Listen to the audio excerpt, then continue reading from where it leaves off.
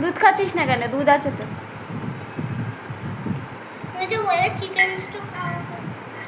ও chicken stew খেলে দুধ খেতে নেই? তাহলে দুধ বিকালে খাবে। হ্যাঁ, আজকে কি? আজকে কি?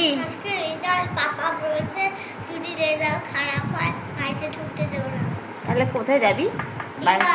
আমার মা বলেছে ভিক্ষা মা বলেছে যে দীঘাতে তো আমাদের চেনে না, থালা নিয়ে বসে পড়বো।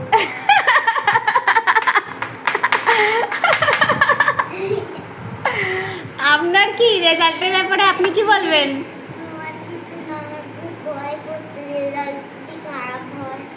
কেন, আপনি ভালো করে পরীক্ষা দেননি? তাহলে